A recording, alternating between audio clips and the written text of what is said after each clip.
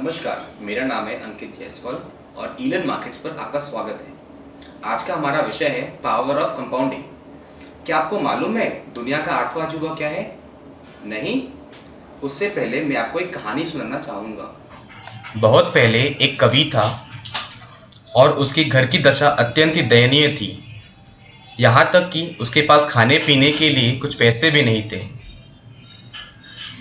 इसीलिए वह मदद मांगने के लिए महाराज से मिलने महल गया। राजा के द्वारा बुलाए जाने पर वह अपनी कविताएं सुनाना शुरू कर दिया। महाराज उसकी कविताएं सुनकर अत्यंत ही प्रसन्न हुए और उसे कुछ देना चाहा। उस चतुर कवि ने शतरंज की तरफ इशारा किया और उसने कहा कि महाराज, आप अगर पहले खन में चावल का एक दाना रखें और हर खन के लिए उसे दुगना करते जाएं, तब मुझ गरीब को मेरा इनाम मिल जाएगा। राजा ने आश्चर्य होकर पूछा कि बस इतना ही चाहिए तुझे, और मान गए। उनके सिपाही चावल के दाना रखना शुरू कर दिए। पहले खन में 1, दूसरे में 2, तीसरे में 4 और इसी प्रकार रखते गए। 20वें खन पहुंचते हुए यह बढ़कर 5,24,278 दाने हो गए और आधा खन पहुंचते हुए गांव का सारा चावल समाप्त हो गया और जल्द ही गिनती अरबों खरबों में जा पहुंची। राजा को अपने वचन के अनुसार अपना सारा राजपाट उस कवि के नाम करना पड़ा। इस कहानी की शुरुआत चावल के केवल एक दाने से हुई थी और अंत में एक विशालकाय रूप ले चुकी थी। इस कहानी से एक सीख मिलती है कि यदि हम अभी से थोड़ा थोड़ा बचा कर रखें तो बाद में यह बड़ी संपत्ति बन सकती है।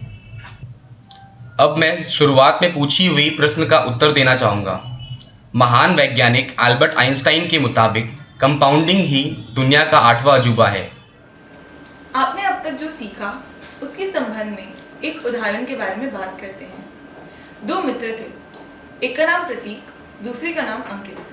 दोनों ने एक साथ 1-1 लाख रुपए निवेश किए 10 वर्ष के लिए। अंतर इतना था कि प्रतीक ने अपनी पूंजी सिंपल इंटरेस्ट पर जमा की थी और अंकित ने कंपाउंड इंटरेस्ट पर। 10 साल के बाद क्या हुआ? प्रतीक ने जो पूंजी 10 वर्ष के लिए सिंपल इंटरेस्ट पर जमा की थी उसमें उसे सिर्फ अपनी मुख्य राशि पर सूद मिला, जबकि अंकित, जिसने कंपाउंड इंटरेस्ट पर निवेश किया था, उसे ना केवल अपनी मुख्य राशि पर सूद मिला बल्कि इस 10 वर्ष के वक्त में जो सूद मिला था उस पर भी उसने सूद कमाया।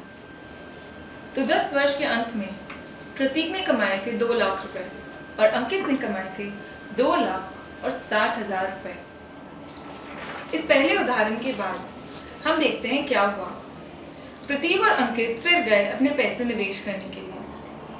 उन्होंने इस बार 15% सूद पर कंपाउंड इंटरेस्ट के हिसाब से अपने पैसे निवेश किए।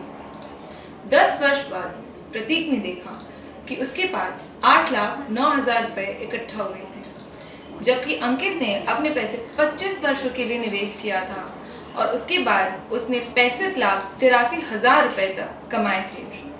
ये हुआ कंपाउंडिंग की पावर।